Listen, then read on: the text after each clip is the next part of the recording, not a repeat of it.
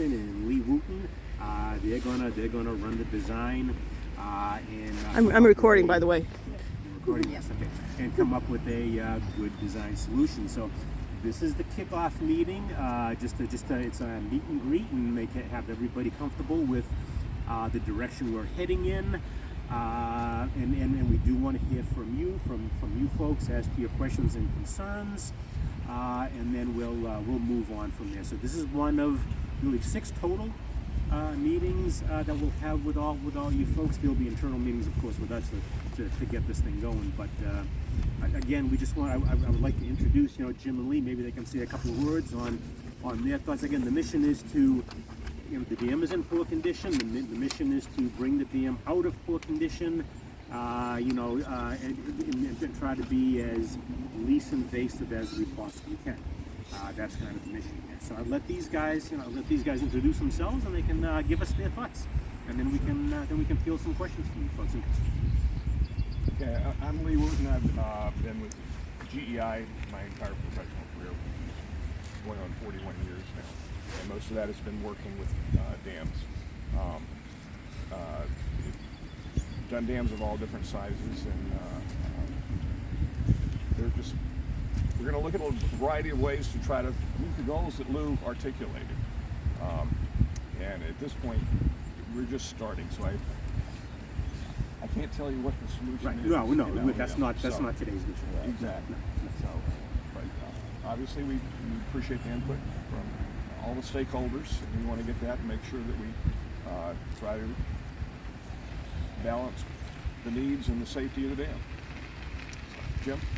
So I'm Jim Nickerson. I've been practicing geotechnical civil engineer for about 23 some odd years. I primarily work on dams and levees in New England, Massachusetts, and all over the country. Like we said, we've gone through the past documents from the previous studies, the recommendations.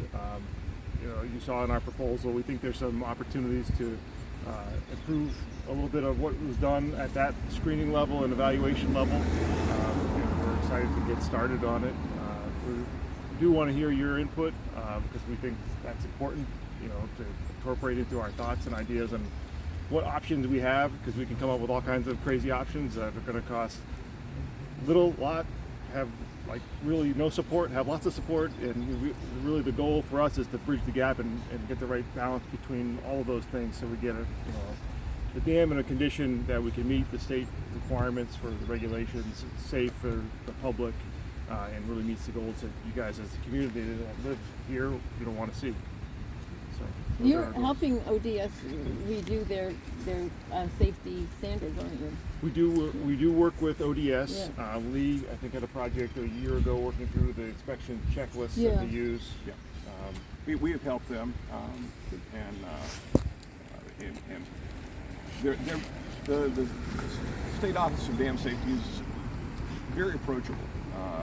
It's someone we can have a dialogue with if there are questions that we have about what's flexible, what's not. Well, they've been very flexible about giving the city extensions on this remediation project. It's been 5 years, so I think we have the time to do it right. And their goal is to get the dam safe. Yeah. If they're convinced that you're trying to move forward, they're usually in, they'll accommodate that. Yeah. So, in terms of hearing feedback, I'm just wondering, what's the process for hearing feedback and making sure that everyone here hears the feedback? Well, So, I assume any communications, as I said earlier, I don't know if everyone heard this. Yeah. Terry Crowley, who works in our office, she's our construction coordinator. This is what Terry does year-round. Terry will be taking notes. She'll send out draft notes for everyone to comment on, edit, add, please. As we said, this is going to be a totally transparent process. Good. Any communications, please go through Terry. That way we're not missing anyone. And we'll record and track all that and make sure you get responses. And this entire group will be included on all communications. That's great. It's been great forward. since Terry's been involved. It's been really great. The communication. Yes, no, I'm I'm glad. glad To to finally meet Terry. Yeah, oh my. been at the other end of emails. And this is Councilor Lucas. Good morning, Councilor. I'm not sure exactly what the scope of today's meeting is, but from the Bullough Pond Association and our board and our membership, what's really important to us is that the dam remediation be done in the least intrusive way possible, and we want to see the least possible elimination of trees. This area has been so important forever, but particularly during the pandemic, it was a place of respite for people, not just from Newton. People came from other places, Boston, and we think it's really important. There's also an ecosystem that's critically important, and it's also a historic site that's critically important. It's thought that this is the second oldest dam in Massachusetts that's still in existence, and we have archaeological remnants of the colonial dam down there, and there may be native artifacts too. There's never been a historic survey. So we see this as an opportunity to make the dam safer and also improve a number of things. And we're going to advocate for that. Tariq was with me when the mayor came to us and said she supported GEI's idea of dredging the pond, and that the city had sufficient money to dredge the pond, even without federal assistance. And then beyond that, the ARPA money that's come in, I don't know if you've seen the article in Commonwealth Magazine this week, but the head of Mass Audubon and the Nature Conservancy are arguing that Massachusetts underfunds parks and open spaces dramatically. We're at the bottom of the barrel, I believe, in the country, and that ARPA funds should go towards enhancements to open space and parks because they're critical for public health and for environmental health in our planet every day, but especially during pandemics. So we think by all of those criteria, Bullough's Pond qualifies for a project to not just make the dam safer, but maybe remediate some of the other public accommodations that have not been maintained for decades. So we're hoping that we can really preserve and enhance this space while making the dam safer. So what we're going to do is, as you know, the Office of Dam Safety mentioned a couple of deficiencies at a very high level. Is alleged structural deficiencies, with the upstream embankment, the downstream embankment, and there's alleged hydraulic deficiencies based on the conservative calculations that the previous dam inspectors did. The calculations show. Don't forget that this is. What you see here is a drop in the bucket compared to the watershed that falls way behind this. It goes all the way back to Cold Springs Brook, and it goes all the way back to Hammond Pond. So the watershed that passes through this little dam here is large. And their hydraulic calculations show that in a design storm, which would be a quote, Hurricane Sandy type storm of that magnitude, sits over Newton for 3 days, the dam has the potential for overtopping based on that calculation. We're going to review this. We're going to look at these calculations and reevaluate all the assumptions that were made, perhaps fine-tune them, and see what it comes out to be, and as well as the structural deficiencies. Let's really take a look at the upstream slope, the downstream slope. Look at these structural deficiencies and see what means and methods we can propose to again mitigate these beautiful trees that you have upstream and downstream. Mitigate the loss. And mitigate the loss. I can't say we're not going to take down any. I don't want to say that, but mitigate to the best of our ability that type of loss. So that's what these gentlemen are going to do, and their design team back in the office are going to do. I'll guide them through it, and we'll continue to do the evaluation and come up with some constructive recommendations that we can bring to you all, and we can get together again. So that's kind of. Well, I think we're all on the same page. This dam was built in 1664. It's never been breached. It's never been overtopped, and it's never failed. All the flooding has been downstream where Laundry Brook was undergrounded, debris gathered. And the arguments for dredging include creating basically a larger holding pond in the event of a storm. So there's all kinds of reasons to look at it in its totality. I think we're all on the same page about that. In terms of this dam for such an old dam, I think the reason it's hung around so long is because it's so wide relative to its length. I mean, the fact that you can have a 2-car road on top of it, it's very wide. Also, the bedrock is so high, which is why putting a wall, an internal wall in, might have to be done with concrete rather than steel because the bedrock is high and irregular. But I don't think that I'm not convinced that that we need to denude this forest and cover it with riprap and concrete, because we have photos and drawings going back hundreds of years, and it looks exactly the same today. And even when there were bad floods in previous years, this area didn't flood. The flooding was where downwards underground. So I'm hoping that we can preserve this really special place as naturally intact as possible. The tree issue is a big issue, obviously, for you guys. It's a big concern of yours. It changes the way the whole site looks and feels. From the dam safety perspective, the regulation is clear. You cannot have trees on the dams. Well, the Army Corps of Engineers disagrees with you. There are plenty of examples of dams being remediated without taking all the trees down, and in fact, Weston and Sampson did one So then nearby. the argument you've got to make is that slope is no longer part of the dam, right? So that's I would make that argument. That's the argument I think Weston and Sampson make. We've had a similar project up in Seattle where we had the same thing. Was on the water side, lots of trees, and we ended up putting a steel tree pile wall system in that basically said, look, if all that goes, that is irrelevant. This is now the structure that's provided in the flood barrier in that case. I think that's right. I mean, if you look at where Mr. Leach's house is, that's terra firma. If you look where Dr. Weiss's house is, that's terra firma. So what we're talking about for the dam, at the most, extends from that gate over there to somewhere over here, and I would argue it's probably slightly less. But to me, the key thing is that this dam has held for hundreds and hundreds of years. So the idea that there's this imminent threat of it bursting is laughable. I mean, the state doesn't even think that, or they wouldn't be giving these extensions. Well, history is good, Yeah. so we'll factor that in. But the design events that they're talking about now are 500-year, 1,000-year storm events. So they're things that we haven't quite seen yet. So that's we balance the history with the types of water flows you can see coming at you that we haven't seen in the past. And I don't think it's a seepage through the dam issue. I think it's got a concrete core cutoff wall in the middle of it. We think that's a huge benefit to the dam. And as we looked at ways we might evaluate the dam, we thought, well, that's a key asset we've got.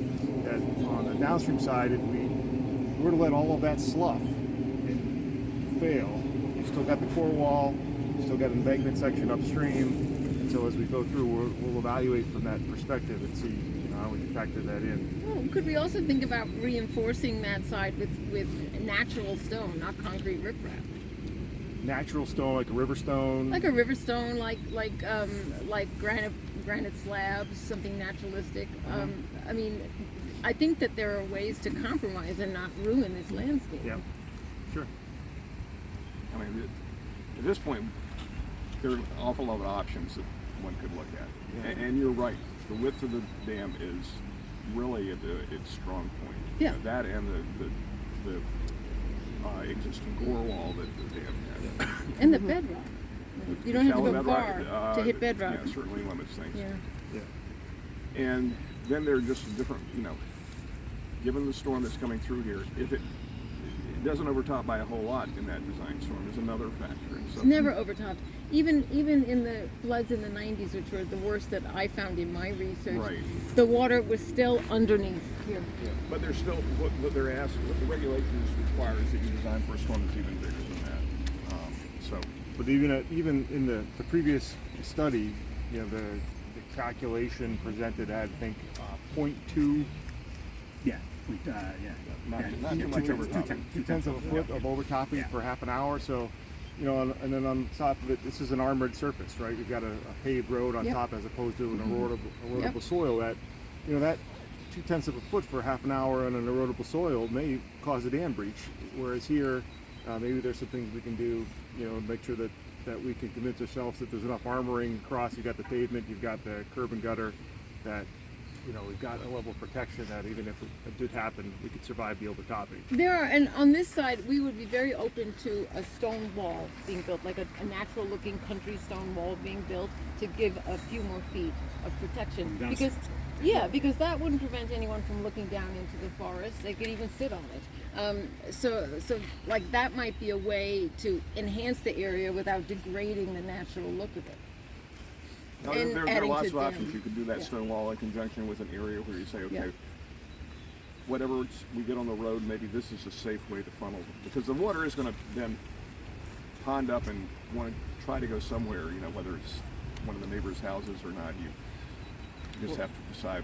Well, that's what's interesting. Like, the Weisses and the people who lived there before them, nobody's ever said they have a wet basement or anything from the pond. Nobody.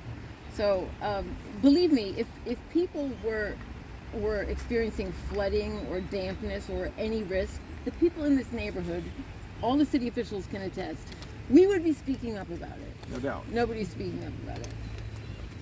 I do hear them saying, though, that we do need to be prepared for the increased precipitation of the future. So I just Absolutely. Yeah. design for that. Right. So we have to design for that. I'm just saying, could we design beautifully for that? Right. Sure. And that's the goal, that's the intent. It was very clear. As you all know, GEI is very well aware, and that's why we're having these meetings, because we don't want to lose sight of that, and we're not going to. There's going to be some things that ODS says we have to do, and like the engineers are saying, that they've been approachable, they'll work with us, and that's what we're going to do, and that's why we're going through this process. Well, I would just keep referring them to Arlington. They were told they had to cut down all the trees at Arlington, and they didn't. Yep. Well, I think let's be clear about Arlington. Also, they did cut trees down, so I just wanted to. They did, but they didn't cut any trees. But and we it need was to a be clear. tiny percentage. Yes, a I tiny agree. And there are I agree. remaining, there are trees remaining on what is the dam. We're not denying that, but let's remember that there were trees cut down. Yeah. We're working to limit that. And there may have to be some trees cut down here. We're just saying the bare minimum, please. And we hear you loud and clear. Yeah. Does anybody else have any? We're not cutting this short. We have. Yeah, well, one thing I heard, and I want to maybe just explore for a minute. So trees, we want to minimize that. But if there is a version of that where there are trees removed, I heard, acceptable could be, a concrete sort of parapet, could be a bench, or. No, I instead never of- said concrete. Oh, I I'm said sorry. I'm stone. sorry. I said. I will never say concrete. I meant stone. I meant stone. Or instead of the standard rip it all down, dump riprap, that's extremely unattractive to everybody here. But versions where it's a more natural looking version of that on the downstream, that sounds like that may be something you guys would be at least open to as an alternative. The way I would put it is we would like that landscape to remain as it is to the fullest extent possible. We recognize you have a job to do. So we're saying, can you do that job in a way that enhances how this looks, Yeah, not removes how this looks? got it. But yeah, I'm sure you guys are going to come up with great ideas, because I've looked at the pictures from your proposals for other projects, and I know you make beautiful projects. That is the goal. That's We're the going to goal look and at the options. intent. There are, and at this point we have ideas. Let us develop them, and we'll bring them back and get feedback. This is one of the very few places in Newton, and especially in this part of Newton, that's basically untouched since colonial times. And we'd like to keep it that way as much as possible. So as I said, Sean and I have to leave. If you think of anything after, and that goes for anyone, all communications are going to go through Terry, so we ensure it gets to the right place, and we'll share all communications. Some of you may not have been here. As I said, Terry will be taking notes at every meeting. She's going to send out draft versions. Feel free to edit, add, even if it's something new. This is our time and opportunity, so we can have all that information together. And again, Terry Crowley is the point of contact. All right. Thank you all, Lee and Jim. Thank you very much. Thank you, Jim. Bye. Thank you so much. Thank you. Thank you. Carol, any thoughts? Councilors, any thoughts? All good. You good? I mean, from the Walnut Street was That's why. Yeah. Sorry. Blame it on those So, kids so all the again. kids go to school. Yeah. Well, I noticed all the cars. Some of them are ours, but I guess some are students. That's the students. Yeah, yeah. Yeah. Any thoughts? Yeah, from the very beginning. I mean, it just the Office of Dam Safety might think trees are a threat, but it's hard to see how trees downstream of a very wide berm that has not leaked, as it were, are a threat. So I think they need to be convinced that we can safely keep the trees. Yeah, I mean, I think there's an opportunity to help the people at ODS think a little bit more expansively, because other people have pioneered dam remediation without cutting down all the trees. And, you know, we're supposed to be leaders environmentally in this state, you know, so maybe they could be coaxed to think that way. I mean, the Office of Dam Safety does it for a reason. Yeah. And we frequently recommend that people take trees off their dams. Yeah. It is not uncommon. And we're going to look at ways Thank you. to keep them. Thank you. Absolutely. Thank you. Is dredging the pond going to be likely part of this project? I hope so. It's something that we're going to look at, and I Yeah. think the challenge that we can see with dredging the pond is if you don't, dredging the pond could help us if operationally before a heavy event we were to lower the pond. It's an right? operations. Otherwise, you It dredge doesn't the change. soil out and it's full of this water has filled up that space, so you didn't really gain anything from it. So it's an operational question. But it means that you can drain down the pond before a big storm, Yeah. and you have that much more of a holding Exactly. tank. So Yep. to So you- me, it's a Yeah, no-brainer. and just so you know, the 3 ponds up at City Hall, they're going to be dredged this fall. Yes, I know that. Yeah, finally. So it's beginning in October. So again, those are supposed to be the holding ponds to keep the sediment up there and not have the sediment spill into here. But of course, we don't live in a perfect world, so Yeah. the sediment does get into here. So Yeah, I wish there was a better mechanism for storm drains generally, so that Yeah, all the that's- sediment and pollutants Yeah, wouldn't well, that's- go yeah. into these Yeah. waterways. It causes endless What would be trouble. the argument against dredging? oh no, there wouldn't be any argument. Just that well, as we're doing whatever dam repairs we make, we would most likely dredge this anyway. I don't know how much sediment is in here, like extraneous sediment. I can tell you, the You know- bedrock is at 14 feet, Yeah. and when we last did soundings, there were a few spots where the water was 9 feet. 9 feet. But it was mostly 5 to 6 feet, and near the edges it's very shallow, and we're starting to see the early stages of eutrophication, and you don't want that to happen. No, so, Because if you get eutrophication, as I was explaining to these gentlemen before, in the 90s when there were floods downstream where Laundry Brook is undergrounded, no flooding here, but where Laundry Brook is undergrounded right by the high school, debris couldn't get into the pipes fast enough, and then the eutrophication it makes it sort of gunk, like it looks sort of like seaweed or mold or duckweed, and that formed a curtain over the branches and the debris, and the water literally couldn't get through this muck, and so we don't want that muck to start. Also, that muck also takes all the oxygen out of the water, and it kills the fish and then the birds. So we don't want to get to that state, and we get to that state when the pond silts up. So there's lots of arguments for taking this opportunity to dredge yeah, the pond. when we have the opportunity, yes. Yeah. certainly. And the pond was last dredged when? 1993, and it was not done by GBO. Was it down to it bedrock? was Is that Camp what they Dresser. dredged? They dredged to bedrock, but I will say when they did it, it was. It slipped my mind, but I can tell you the name of the company that did it. When they It dredged was it, Camp Dresser. Camp Dresser, that's right. They didn't do a very good job with the banks. They kind of escarped, a great deal, and so the banks would drop off, and that's contributed to some other problems. So I hope when it is dredged, whoever dredges it, kind of restores the banks as the end part of the process. Do you know if there are any plans or specifications from that project? I think Camp we Dresser, might yeah. have them. Yeah, you have them. CDM did them. We Yeah. might have them in the office, yeah. If he doesn't, I do. Okay. 'Cause that would be good. I'd love to see if there's, a lot of times there'll be a typical cross section and we could. I know we have remember seeing those. plans for the 3 ponds. Yeah, must. We right. must have the 93 Yes. plans for the If I have them, you must have them. And cost should not be an issue right now related Not to no, we're not anything talking related cost to here. water and No, infrastructure. we're not There's talking so cost much here. money. Well, Tariq can vouch for this. Ruth Ann told us on Newton Thursday, she said the city has the money to dredge this pond. We don't have to use federal money. It's in the water, sewer, stormwater fund. Oh, So great. she said that. But even if it weren't, there's so much money right now.